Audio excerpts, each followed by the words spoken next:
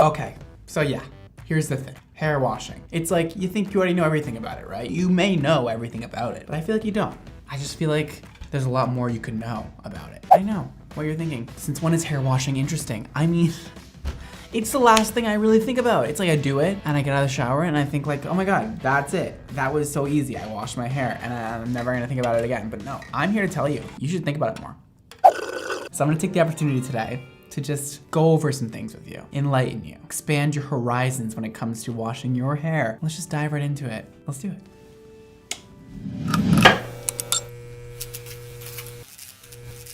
Welcome to class, boys and girls. This is Hair Washing 101 on the whiteboard. Can we get that written out? Hey, beautiful. So, listen.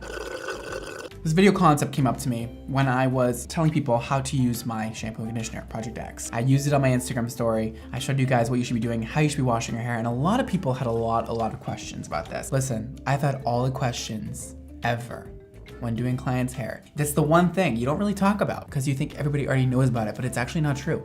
So let's get into it. Water temperature. What do you think is the best option to wash your hair with? Cold, hot, extremely hot, lukewarm? Take your pick. What do you think is the best?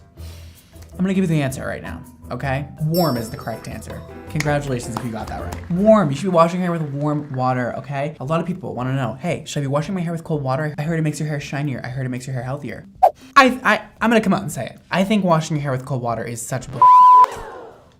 I wouldn't do it unless you want to just make yourself miserable in the morning or at night or whenever you end up washing your hair. Stop washing your hair with cold water. You need the warm water in order to open up your hair cuticle, okay? Warm water will end up opening your cuticle a bit wider than cold water will, and it'll release the dirt easier. You can honestly put your hair under the warm water and it will cleanse your hair. Next, let's talk about how harsh or how gentle you should be washing your hair. You can take your guess. You should be washing your hair gently, not gently, gently, gentlest. Take your pick. What do you think the answer is? If you chose gently, you'd be correct. A lot of people tangle up their hair when washing their hair. A lot of people like to go really in scrub. I know it feels good, but what you're doing is tangling and matting your hair more than it needs to be tangled and matted. You don't need to do that because what you're gonna do is end up roughing up the cuticle way too much. When you rough up the cuticle, you could be losing hair that you don't need to be losing at that time.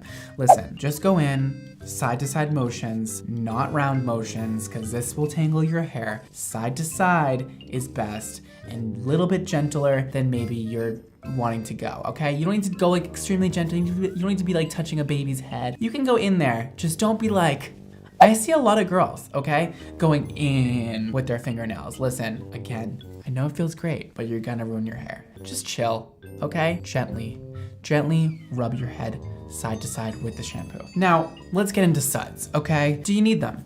Are they necessary? What do suds do? They're the thing that washes your hair. They don't do anything. They wash your hair better than when you don't have suds.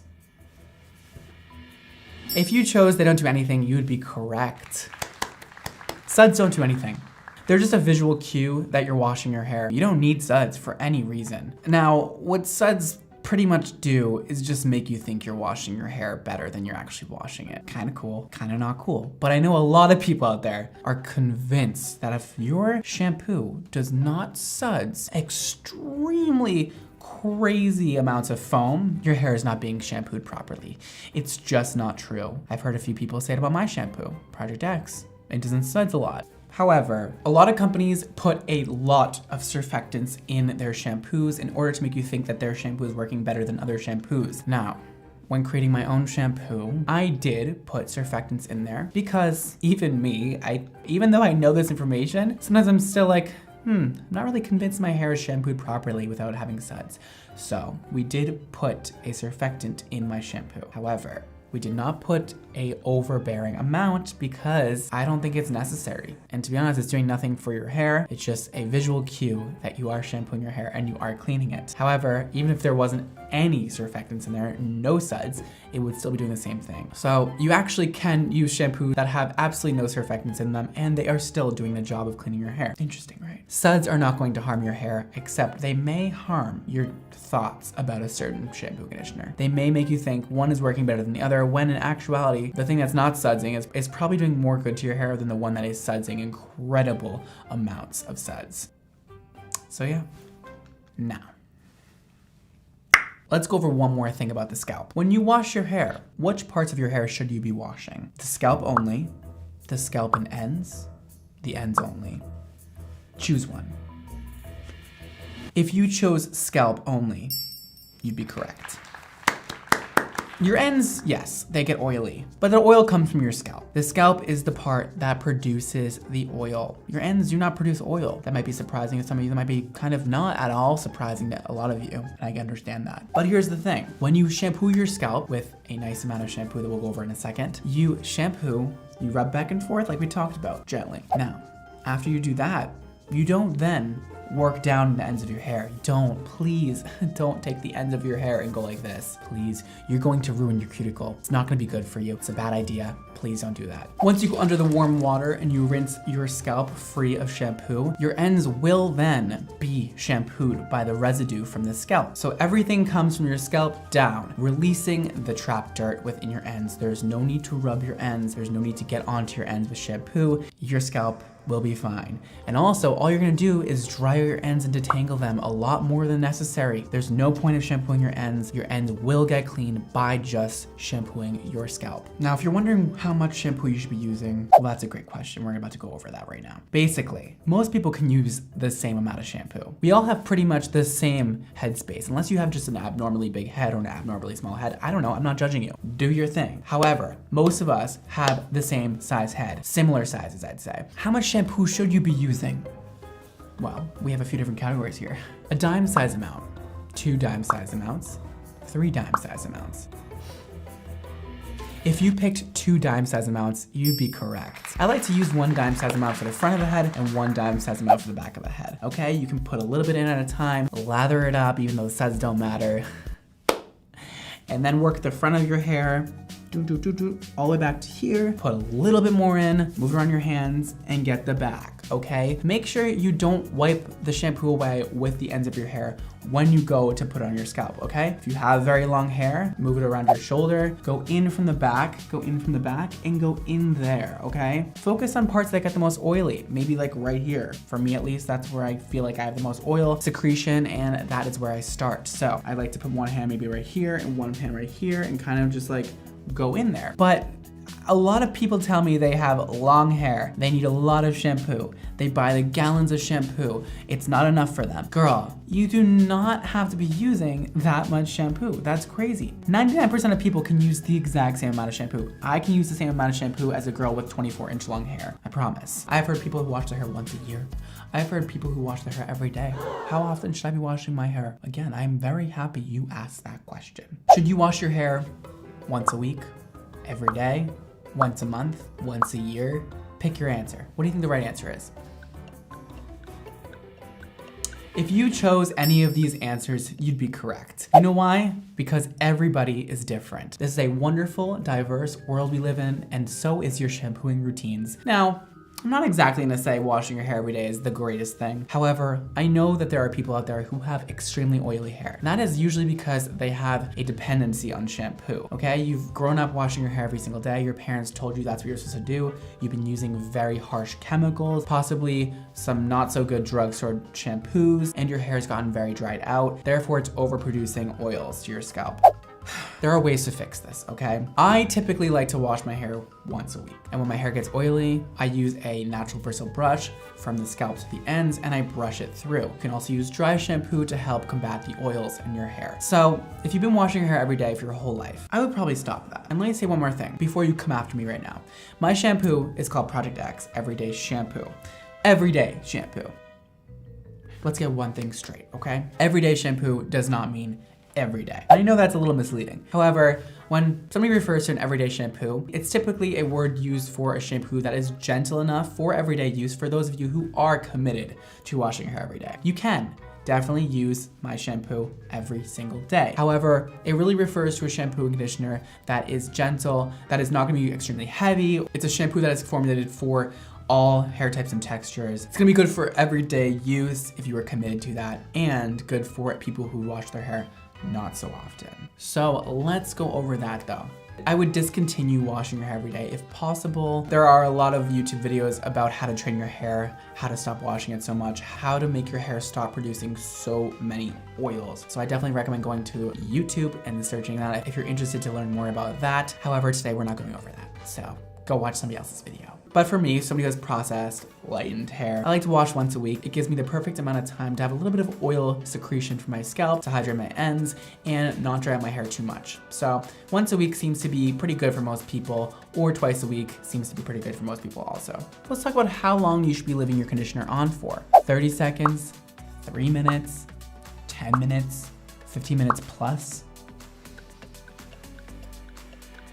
This will vary per person. Now, listen, if you want extra hydration, I would definitely leave it on as long as you possibly can in the shower. I don't think you need to exceed 15 minutes. I think yes for a hair mask, but for just plain old conditioner, I would probably go personally with about 3 minutes. I like to get in the shower right away, shampoo my hair, right away after that put conditioner on and just leave it on until I'm done with the shower. That may be whatever, 3, 10 minutes, whatever I end up doing that day, but I'd say just leave it on.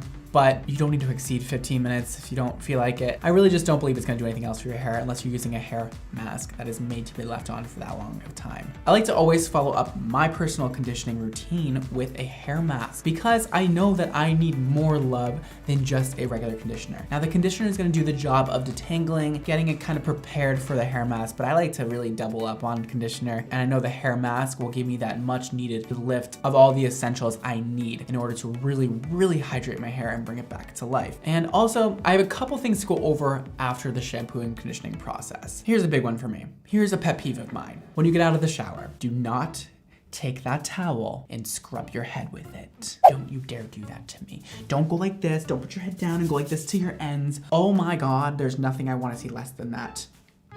Calm down, Brittany. I would recommend is scrunch the hair in the towel. You kind of lay the towel over your hands and scrunch the bottom, scrunch the top, whatever. I also wouldn't put your hair in a turban. I know it's tempting, but you're gonna end up getting some tension alopecia if you're putting your hair up in a turban all the time after washing it, because it's gonna really pull on those very fragile front pieces of your hair that have just been washed, that have just been warmed up. When your hair is warmed up, it is in a much more fragile and expandable state than when it is cold. So I would not recommend putting your hair up in a turban. I know it's easy. I know it's like, I should do that, but like, no, you shouldn't, girl. You just shouldn't do it. Now that your hair has been washed perfectly and it's looking fabulous and it's been conditioned to perfection, one of the most important parts for me is after the shampooing process. Listen, following up with a great hair care routine is essential.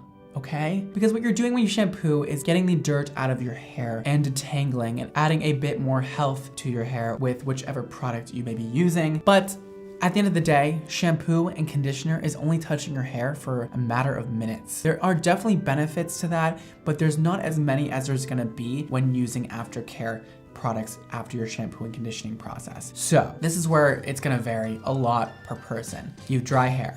You wanna use some leave-ins. You wanna use some oils. You have curly hair. You wanna use some curl products, obviously curl defining products. You wanna use maybe some oil also, maybe some heat protectant spray if you're gonna try and blow dry it out and straighten it. Whatever your hair type or texture is, there are definite necessary products you should be using in order to keep your hair the healthiest possible, and always follow up your shampoo and conditioning routine with the proper product, or else you're just gonna let your hair down, and you don't wanna do that. Your hair has done so much for you, so much for your confidence, and so much for your personality. Give it a little love, okay? Show it how you love it back. Let's get into the type of shampoo and conditioner you should be using. A lot of people wonder why I don't always recommend drugstore cheap shampoo. I am by no means saying that drugstore shampoo and conditioner is bad, but there are definitely bad ones out there. Listen, if the shampoo has been marked down significantly, if you are paying a very low price for your shampoo, there is a very high chance there is not high quality ingredients in that shampoo and conditioner. Guys, my father always told me, you don't get nothing for nothing. And I brought that with me through everything in my life. The more you pay, to a point, gets you more benefits. Listen, don't go out there and spend $10 on a shampoo. You're just gonna get probably a soap bar in a liquid form, which is not gonna be good for your hair. It's gonna strip you of all your natural essential oils. It's gonna leave your hair so damaged without replacing the essentials that your hair needs to grow healthy.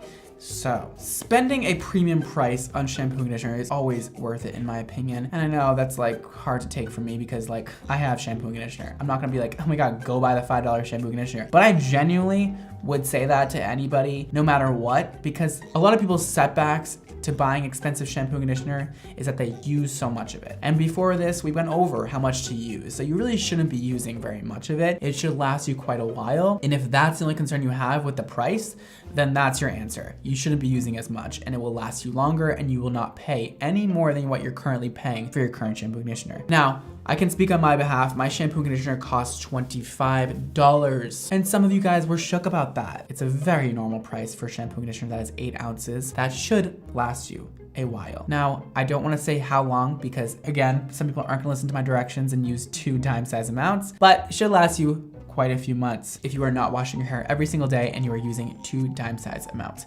So that is that. I just want to say there are reasons for shampoo being so cheap in drugstores. Some of them. There are reasons like they use literally whatever ingredients they can find, whatever the cheapest ingredients there are at that time, and put into a large quantity of shampoos and conditioners and sell it for a low price because they are making these shampoos and conditioners for a very low price. Okay, brands are always marking up their prices to their consumers, and that's because that's how they make money. And typically retailers, people selling goods are marking up their product by 50%. And that is because it covers all kinds of costs, okay? Not only do retailers have the cost of making the shampoo and conditioner, they have employees to support, they have employees to pay, they have manufacturers to pay, they have all sorts of payments that need to go through. So you're not usually looking at companies that have less of a 50% profit margin. So when a shampoo costs $6, $10, you have to think, how much do they make that shampoo for? That is very cheap to make. And there are reasons for that because the ingredients are extremely cheap. Just think about that one. Hopefully that makes sense.